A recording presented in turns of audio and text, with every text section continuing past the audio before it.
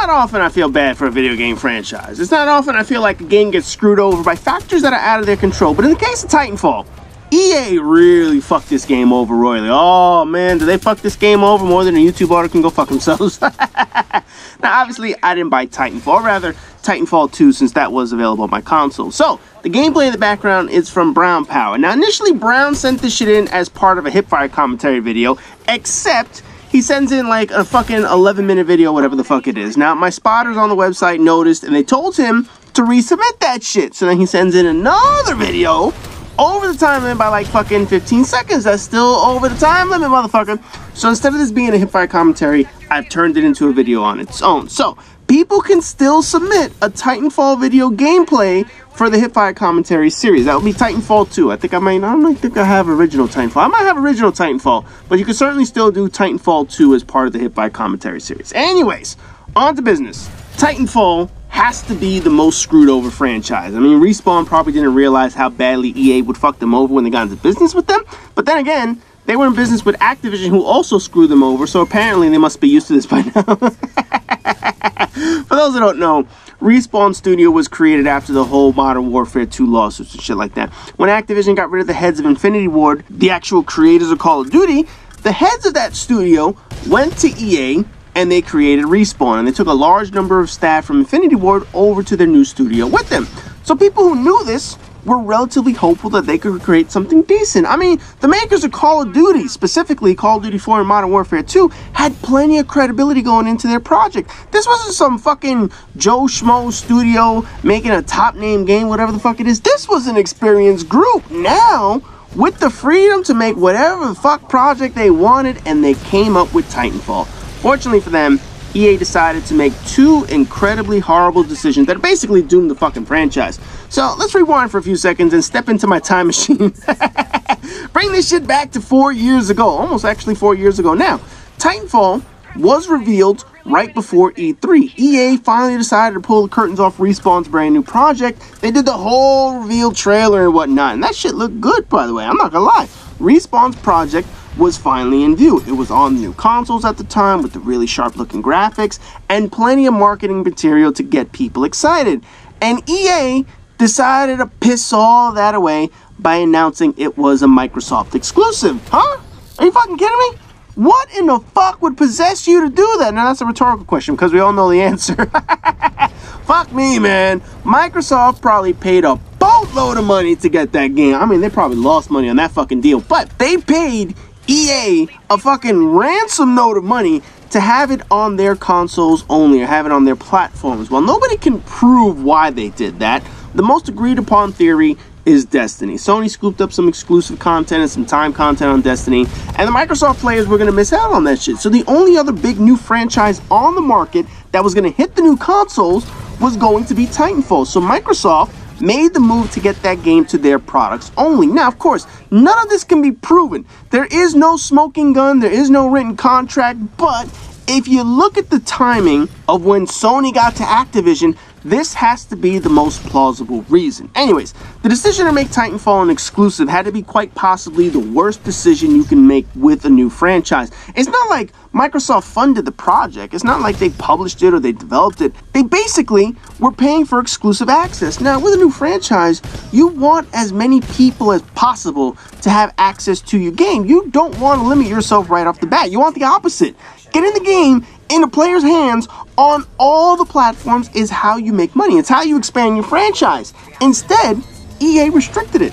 Not only did they restrict it, but they chose the console that struggled out of the gate. It's no secret, Xbox One did not have the same sales success as PlayStation 4 in the starting months. It also got worse as time went along. So EA kind of backed the wrong horse on that motherfucker. They gave exclusives to the lesser selling console, which now means people were not going to play that game. Titanfall finally released 9 months later, March of 2014, well after PlayStation 4 had a massive lead in sales. Titanfall 1 released with pretty decent reviews, and most said everything you would expect of Respawn. They created a fast-paced multiplayer environment that felt really smooth, but the lack of a campaign, the shell of a backdrop that functioned as the story, and the stupid-ass AI enemies in the game, they were all knocks on the game, but their bread and butter was the multiplayer aspect and how well that was done. It's just a shame that the game was only released to a smaller population compared to a much larger one. It actually released during a fantastic time as well, because Call of Duty Ghosts was only released a few months earlier. We all know how that game went. Battlefield 4 launched with all of its issues, and it sort of forced people away from that game. And then on top of that, Grand Theft Auto was still fixing their multiplayer suite and adding content to it. So the timing was during a window when I have always said a top-notch game can come in and catch gamers who are bored off of their current game, swoop in and pick up some people that really want something new. Considering the bad decision of EA to release it on only Microsoft platforms and PC, of course, it sold about as well as you could expect it to. It didn't sell very well at all. Now, on to Titanfall 2. This time, Respawn was prepared to do a little more to the franchise. They added a campaign, they added more multiplayer options, such as robots or titans, whatever the fuck you want to call these shits. They paid attention to the critics of the first game. And this time, they were prepared to make all the necessary updates and changes, which is what they did. And overall, the game was very well received this time around. Across the board, the reviews have been very high on Titanfall 2 for almost all parts of the game. Story was pretty good, multiplayer is on point, mechanics, feel of the game, you name it. Motherfucker, I played the beta. I thought it was a decent game. I had a couple of days of fun on that motherfucker. But I didn't buy it, like I mentioned. Not because I didn't like the game. It's because that was right around the time that I was going to be moving. And I didn't think I was going to have the time to invest in another game during that transition period I was about to go to. So I had to unfortunately leave the game off my list. But besides my personal timing, the biggest mistake EA made, which all but sunk this franchise, was the release date. Who in their right fucking mind would put a shooter game in the week directly in between Battlefield and Call of Duty? Who the fuck thought that was a good idea? No, really, who made that decision? Because I guarantee you, they no longer work at EA after that shit. I don't know what fucking planet you just arrived from, but that has to be the absolute worst week to release a game. You don't put a similar genre right smack between the top two competing genres because you're going to get squashed out of the market. EA's logic was that Titanfall 2 was different from Battlefield 1. It's going to attract a different group of players. No.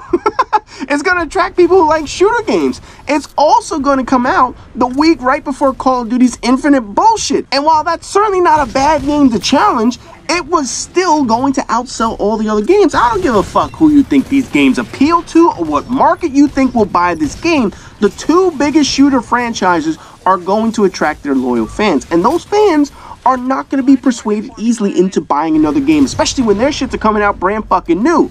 Especially after the shitty decision you made the first time around by limiting this game to Microsoft only. PlayStation 4 fans didn't play the game, so they really have no incentive to buy a game when the other two established franchises are already there, ready for them to play. That release date was set up for fucking failure. Titanfall 2 wasn't even given a chance to succeed. Even with all the high praise and the well-done trailers and the beta that they actually released, they released it way too close to the other major players on the market. And the result, shitty sales.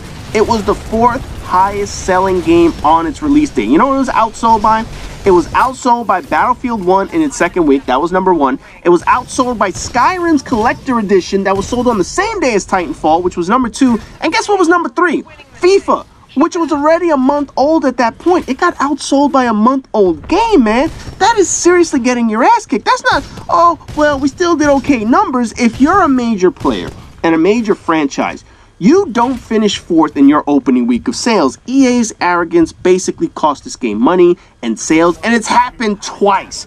The first game certainly broke even because obviously Microsoft had to pay for exclusivity, and usually the cost of exclusivity is estimating how many games would have sold by your competitor and you buy those out. But Titanfall 2 is on its own, and finishing the week in 4th place is really a kick in the dick. Then Call of Duty comes around and really pushes the sales down even further, and you see how screwed over this franchise really is. Titanfall's failure to catch on with gamers, that's not the fault of Respawn. Clearly, critics liked the game. This was the result of 2 bad decisions by EA, and they're the ones responsible for the awful returns. They're the ones responsible that you should be blaming, and people understand they're the ones at fault. But that's not a good thing for Titanfall 3. While I'm fairly certain Titanfall 3 will be made, you have to wonder what the expectations are for that point in the franchise. It's not competing with Call of Duty and Battlefield. It's certainly not competing in the specialty market like Destiny or Overwatch. Unless EA plans to add this into the rotation like Call of Duty is doing with their studios, you know, Infinity Ward, Treyarch, and Sledgehammer rotating games, there's no way this franchise can compete during fall releases. You know, if EA wants to release